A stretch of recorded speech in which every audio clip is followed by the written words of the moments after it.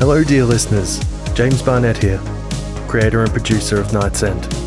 We're doing something a little different today. Today's tale is a bit longer than usual. At the Night's End podcast, we pride ourselves on being a platform for connecting authors to their intended audience.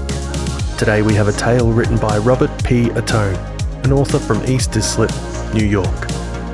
Originally we held a competition to give away a copy of his anthology titled Her Infernal Name and Other Nightmares.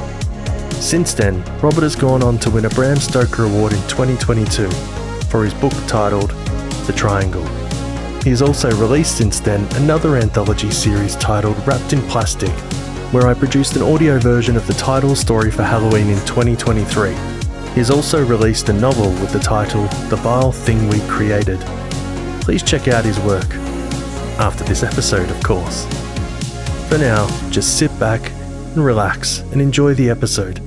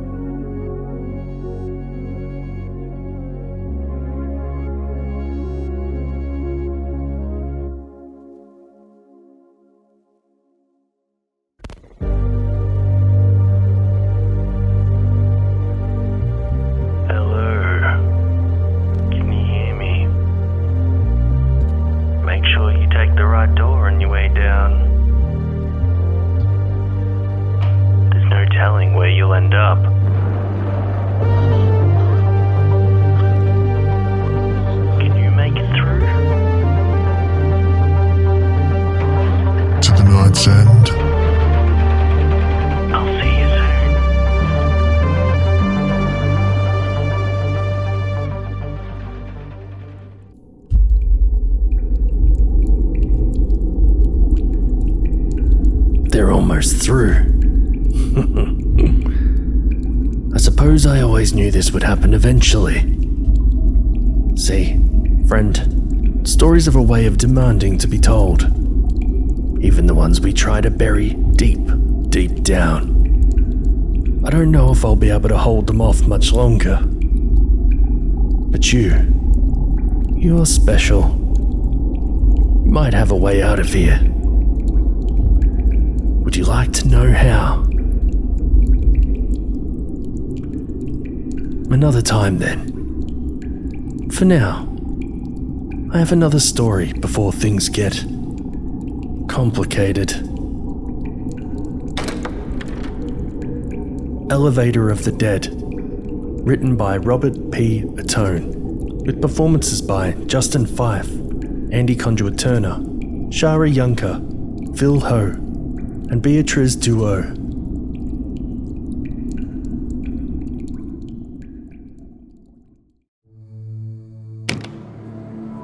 By the time Henry had left the office, the news had started reporting that the dead were rising from their graves. He hadn't been paying attention to the news, of course, because he was on a deadline. Mr. Mitchell, the firm's ranking partner, would be furious if Henry didn't get his report written up on time. So Henry, being a recent hire to the firm's pool of legal assistants, had to burn the midnight oil to get the report done. So what if he stayed 2 hours past his normal quitting time? His wife would understand. What's 2 extra hours of taking care of their 6-month-old without him? A lot, he thought, pressing the door close button in the elevator. He saw that there were 2 other floors lit up, so he wasn't the only one staying after hours in the Capri building, located in the business district of Manhattan, referred to as Silicon Alley by those trying to make tech development in New York a thing. The Capri was an older building, but nice enough. Henry's firm primarily did contract and licensing law, nothing exciting, no murder cases or juicy divorces, just the humdrum day in, day out boredom of rich guys bringing on the latest software company's whiz-bang tech to streamline efficiency or whatever the latest buzzword was. Henry was worried about leaving his wife alone with their kid for a couple extra hours. When he texted her to let her know that he needed to stay late, she responded with a thumbs up emoji and a smiley face. But he knew her smiley face emojis were often loaded with subtext, depending on which one she used. This one, the traditional smiley face, meant she was distracted and rushing, meaning the kid was being a pain. As cute and fun as their baby girl was, More often than not, Henry missed being able to relax at home with his wife after work, smoke a little pot, have sex, and fall asleep watching reruns of Seinfeld. The kid interrupted that. Henry didn't know that the end of the world would interrupt that further. The elevator stopped on the 10th floor, and a young woman, hair graying down to the center of her head, tiny, wearing a black and white pantsuit, stepped on. She wasn't unattractive, but she wasn't anything to write home about either. Her suit jacket had shoulder pads, and Henry wondered if the jacket was a hand-me-down, because didn't those go out of style in the 90s? He smiled and nodded, and she did so as well. She had a briefcase, the initials TS monogrammed in gold. One more stop before the lobby, the 5th floor.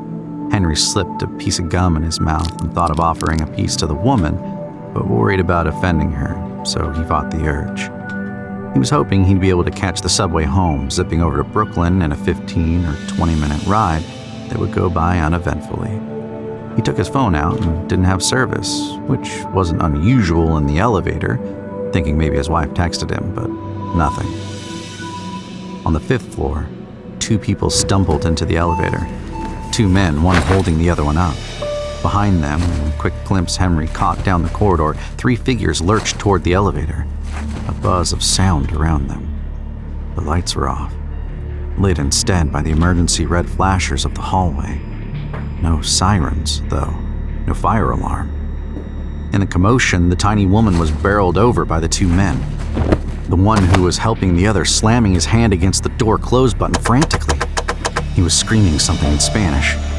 Henry couldn't understand it, but he tried to see over the man's shoulder as the doors closed.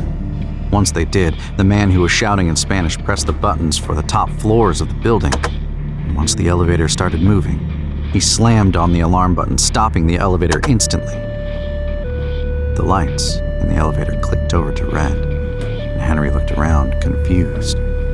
The woman was still on the ground, shouting at the 2 men who came bursting in, and Henry tried to help her up, but when he offered his hand, she pushed it away, pulling herself up on the rail inside the elevator instead.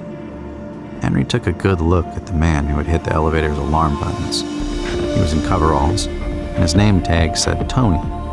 He was young, big, maybe 280 of solid muscle. The arms of his coveralls were tattered, and even in the red light, Henry could make out a scratch beneath the tear in his sleeves. Hey, you're bleeding, Henry said, putting his hand on Tony's shoulder. Tony paused and looked. He was breathing heavily and had a faraway look in his eyes.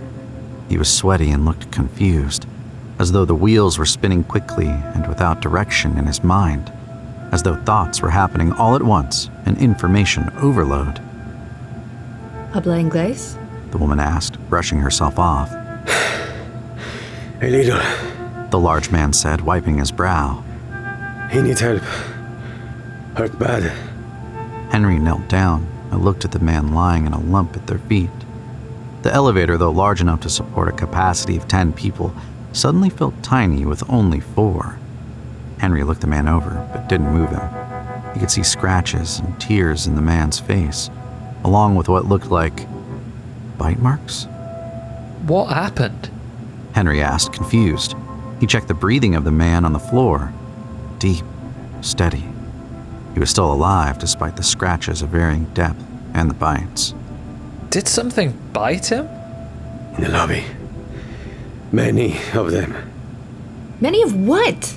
The woman shouted. She was in Tony's face and seething. No sé. He said quietly. Listen, let's all just calm down a bit. My name is Henry, and I'm a legal assistant at... Who gives a shit? We need to get out of here. Me llamo Tony. Henry smiled, gestured to Tony's name tag, and they both chuckled. Nice to meet you, Tony. You work in this building? I haven't seen you here before. Henry said, reaching into his messenger bag for some hand sanitizer in the hopes of cleaning Tony's wound. This is my first week. Tony said sheepishly. Hell of a first week, Tonto. She said. Tony looked away from her, embarrassment on his face. What's your name? Henry asked her. Tina. she said, after rolling her eyes, sighing. Nice to meet you. We may have to move him. Will you help me? I'm not touching that fucking guy. Are you kidding? Henry squeezed some sanitizer onto Tony's shoulder and instructed him to rub it into the wound. He handed Tony a handkerchief to dress the wound, and Tony did so while Henry turned to Tina. Look, I know you're upset, but something's going on. This guy is hurt real bad. He's bleeding like crazy, and Tony's arm is hurt. You and I are all he's got. Henry said, locking eyes with Tina. If we're all he's got, this guy is fucked. Henry rolled his eyes. Fine. Thanks for nothing. He knelt down again and rolled the man onto his back. For the first time, he saw the extent of the man's wounds. Deep cuts and bites ran along the left side of his face and neck. His suit, once a classic 80s drape, courtesy of Alan Flusser, now ripped to shreds and drenched in the man's blood. The red emergency lighting of the elevator made examining the wounds difficult, and Henry decided that no amount of hand sanitizer and cloth dressing could help the man. For a second, he wondered why Tony tried helping the man, seeing how fucked up he was, but then realized that Tony was just doing his best in a tough situation. What bit him? Other people? Tina asked, to no one in particular. Los muertos. Tony said quietly. He was clutching a small gold crucifix around his neck and praying softly in his native tongue. Los muertos? The fucking dead? Shut up, amigo. Por favor. Tina said, shoving Tony. That's enough! Henry said, stepping between her and Tony. What is your actual problem? Other than being stone cold bitch number one in your office, what else are you bringing to the table here? Fuck you guys. She said, taking a seat in the corner of the elevator and producing a bottle of water from her bag. Shouldn't the emergency personnel or whatever have called over the speaker? Not if shit's hitting the fan all over the city. A couple of people stuck in an elevator wouldn't be a high priority. Henry said, looking at the ceiling of the elevator. He was looking for the emergency exit and found its outline. We need to know what's going on out there. Anyone have reception? Everyone checked their phones. Nothing. Henry knelt down and pulled the injured man's phone out of his coat pocket. He, too, had no service. Henry played with the man's phone a moment, but couldn't unlock it since it was passcode protected. We can all use our phone's internal radios to check for news. Never used mine before, but if we all turn our phones off to conserve the batteries, we can at least have an idea of what's going on. If whatever's going on is all over the place, or if it's just here, we'll know. I'm not turning my phone off. Fuck that. Tony turned his phone off and tucked it in his pocket. Henry turned the injured man's phone off too, just in case. He handed it to Tony, who pocketed it. Henry dialed in the radio on his phone, struggling to find it for a few minutes, but it crackled to life. Henry looked at Tony, happy that it actually worked. Tony's eyes were locked on the phone itself. Henry used the touchscreen to search the FM radio band, only getting static. Eventually, they landed on a Spanish-speaking station. Tony put his hand on Henry's shoulder, urging him to stop. The words coming out of the phone didn't make much sense to Henry or Tina, but Tony listened intently, his eyes going wide, mouth agape at various points. The announcer, who spoke in a deep, steady voice, only spoke a few recognizable words to Henry, but the main one that stuck out to him was Los Muertos, the dead. Tony, what's she saying? Henry whispered. Tony shushed him and continued listening. After 20 more seconds of listening to the message, it started repeating itself, and they all realized they were listening to a pre-recorded loop. Tony slumped to the floor, head in his hands. He looked at the man in the center of the elevator, still breathing, but barely holding on. Tony traced his hand along his own injury and began to cry. What do they say? Henry said, kneeling down and placing a reassuring hand on Tony's shoulder. El fin del mundo. The end of the world. What? What did he say? The end of the world? Bullshit. Henry waved her away. What else did they say, Tony? Take your time. We don't have time to waste talking to this asshole. We have to get out of here. She screamed, looking around, a wave of claustrophobia hitting her hard. Henry stood up and tried putting his hand on her shoulder, trying to reassure her the way he was trying to reassure Tony, but she slapped his hand away. Don't fucking touch me. I'm sorry, just try and calm down. We are going to get out of here, but we need more information to do it safely. Just try and relax. We are going to get out of here. If we need to, we can go up through the ceiling exit. Just try and chill the fuck out, okay? Henry wasn't suited for this. Tina was in a panic and Tony was broken. The man on the floor was dying. Henry never had any kind of crisis training. He got his bachelor's in English and writing, for Christ's sake. And even with that useless degree, he barely got the job as a legal assistant after collecting unemployment for 4 months, having been fired from his job at a social media firm during a round of cutbacks. What about his wife? What about their baby? Henry felt an immense amount of guilt hit him, thinking that he wasn't a good husband and father for not thinking about them the entire time he had been separated from them. He felt upset, thinking that they were alone. And if this was, in fact, the end of the world, the fin del mundo, as Tony put it, then Henry had, in fact, been a terrible husband and father for not thinking solely about his family. I want to know where we are. Hey, Tony, I'm going to go through the ceiling of the elevator and see if we're lined up with a floor or between floors or whatever. Can you spot me? Yes. Tony said, rising. He wiped his tears away with a massive hand, smeared with blood, either his own or from the man on the floor. With help from Tony, Henry was able to push open the emergency hatch above them and pull himself up onto the roof of the elevator. He looked around the shaft and was surprised at how warm it was inside. The stale smell of oil and grease filled his nostrils. The entire shaft was bathed in the same red as the elevator car itself. He looked towards where the door would be and noticed they were between floors 8 and 9. We went up a few floors. 8 and 9 to be exact. Henry shouted down to the others in the elevator car. I think maybe we can try for 9. The 8th floor has the maintenance elevator. Takes us outside to the alley behind the building. You try that? Henry dropped back down into the car. He looked at the man on the floor, then at Tony's shoulder. What else did the radio say? About Los Muertos? He say that they rise from the grave. People who get bit or scratched from them, when they die, they come back. So you're fucked. Tina said, the stress of the situation making her laugh. Henry looked at Tony's wound. It was still bleeding. He didn't know how to dress a wound and had no idea if the hand sanitizer would work, but it was all he had. Henry had started practically bathing in the stuff when his daughter came along. The thought of bringing Manhattan germs home to his wife and kid was unacceptable. You're gonna be okay. I promise. Henry said, nodding to Tony. Tony, smiling, nodded too. You shouldn't lie to him. Even I know that. So what's the move? Those things.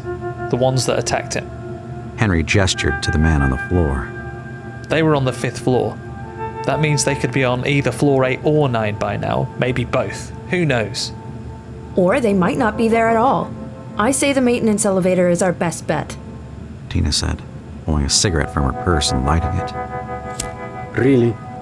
Tony asked, rolling his eyes. Got a problem, Tonto? Tony shook his head. Henry thought about the choice. It seemed obvious. The maintenance elevator would take them outside. But who knew what was waiting for them? Maybe it really was the end of the world and the dead were rising from their graves all over. Maybe it was a localized thing, or only a few city blocks or something. Wouldn't the military be able to mobilize and be able to handle this situation pretty quickly? Firepower and weapons able to overwhelm a bunch of shambling dead people? Were they shambling? Were they really dead? Henry's mind raced. All right, Tony. Can you help me pry these doors open? We're going for that maintenance elevator. Tony helped him pull the doors apart, which wasn't very difficult. And when they did, the second set of doors leading to the 8th floor was the only thing between them and the corridor leading to the maintenance elevator, which Tony said was across an office of cubicles, a large row wide open in between to allow the delivery of supplies and other goods. Tony placed his ear to the door and held his hand up for quiet. Henry and Tina looked around, confused. You hear that? Hear what? Tina asked, shoving Tony out of the way and putting her own ear to the door. A sound. Like a buzzing. Like bees. Listen close. I don't hear shit. Let's go. Let's get this open. Tina said, pulling on the doors. Even with her tiny frame, she was able to push the doors open herself. And with her head down, she didn't notice half a dozen hands slipping through the door until one of them grabbed her by the hair and started pulling. No! No! God, no! Ah! Henry grabbed her hands, Tony too, and they started pulling her back into the elevator car. Eventually, the doors wedged halfway open, and those in the car could see what was on the other side. About 10 office workers, eyes glowing a faint yellow, in various stages of death, some damaged more than others, chunks of flesh missing, bite marks and scratches all over them. Tina roared, her voice cutting through the rhythmic buzzing of the creatures pulling at her. More hands appeared through the small opening in the elevator. They grabbed her face, her shoulders, whatever they could. Her jacket was pulled off, shoulder pads going with it. Somehow, Tina was even smaller than initially thought. And as she was pulled through the small opening, Henry's eyes locked with hers and noted the bleeding. All hostility and anger that had been in her eyes had vanished. And in its place, desperation. Tony held on longer than Henry did, long after Henry realized it was to no avail. Creatures were on her, the dead tearing her flesh, pulling her arms from the sockets and tearing her from the elevator car. Her tiny frame didn't help her. To pull Henry, Tony, or the guy on the floor through would have been difficult, even for 5 or 10 of these creatures. But to pull Tina through, no problem at all.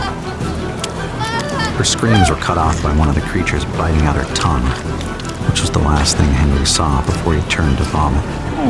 Tony said the doors closed, and closed the doors of the car as well. For a moment, the gravity of what had just happened hung in the air.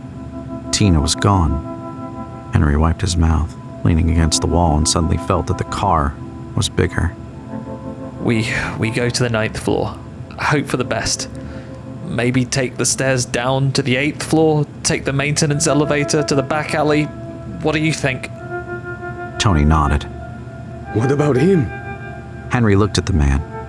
In all the commotion, they didn't know if he was still breathing or not. Henry leaned down and listened. His breathing had become slower, deeper. We could carry him with us. I'll go through the roof of the car. You hold him up, I'll pull him through, and then we carry him together to the stairwell on the 9th floor. And so they went.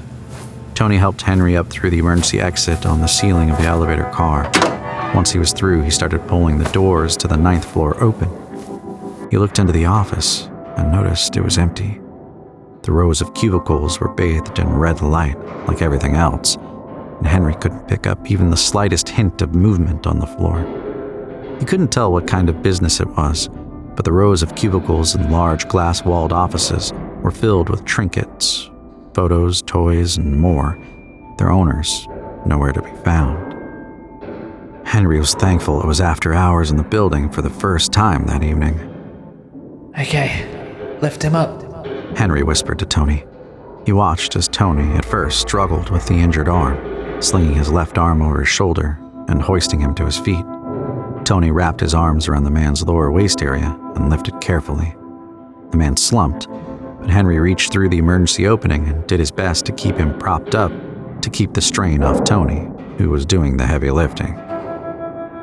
Henry wrapped his arms under the man's and hoisted him up. Tony, still in the car, pushed the man's legs up through the opening, and in a few seconds, the man was on his back on top of the elevator. Everything okay? Tony asked. Henry paused and checked the injured man's breathing. Nothing. Henry stood up and looked down to Tony. Without warning, the injured man's eyes bolted open. a soft yellow glow replacing his pupils and cornea. He rose slowly and started toward Henry, a low grunting emerging from his mouth, the first noise he'd made since stumbling into the elevator car what seemed like ages ago.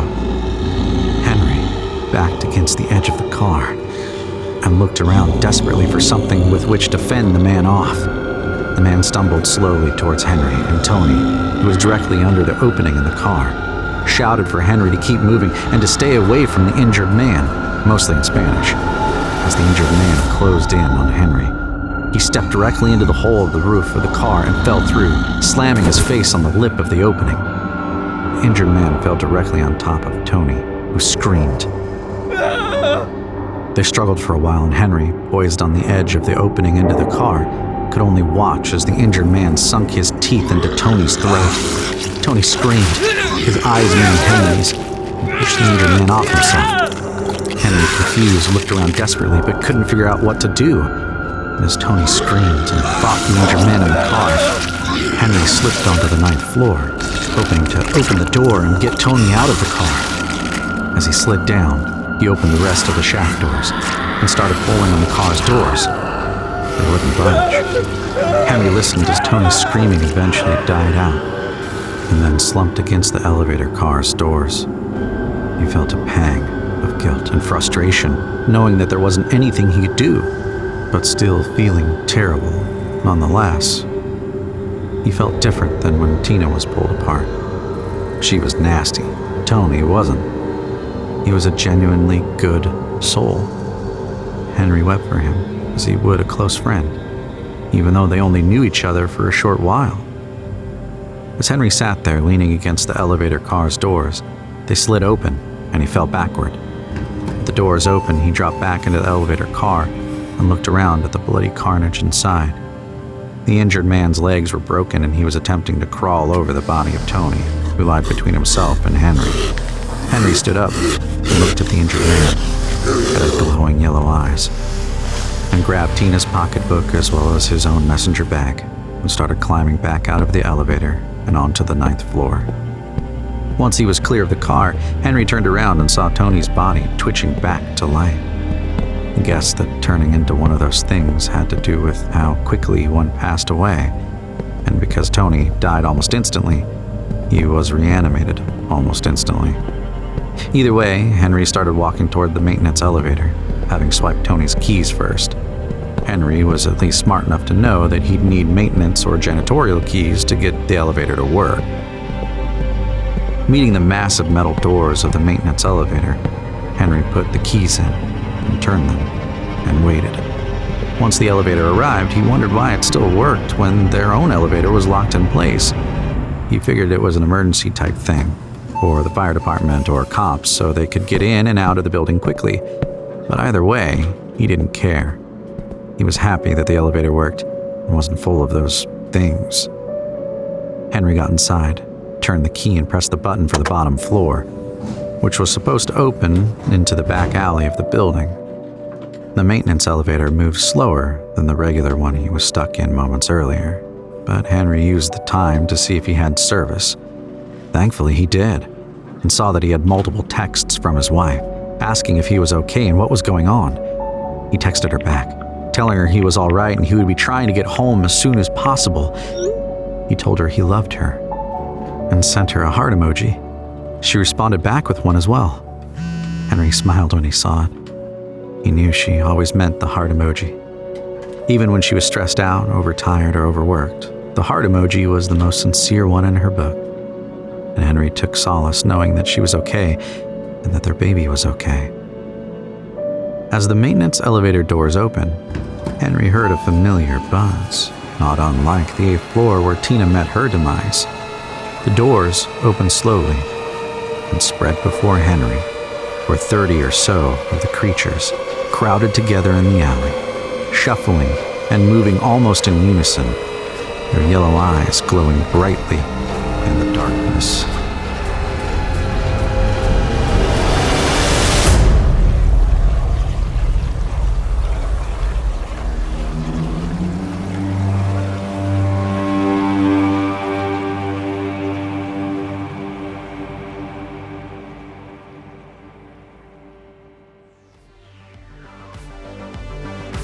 You've been listening to the Night's End podcast, which is a production of Dissonance Media.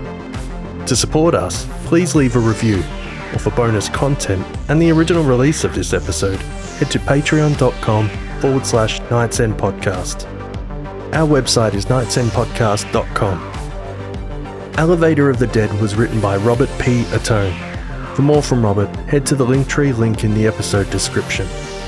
Narrator was performed by Justin Fife. Henry was performed by Andy Conduit Turner. Tony was performed by Phil Ho. Tina was performed by Shara Yunker. Radio announcer was performed by Beatrice Duo. Links to all these actors are in the episode description. Jimmy Horace was performed by James Barnett. This episode was edited and produced by James Barnett. Thanks for listening. Stay horrific, everyone.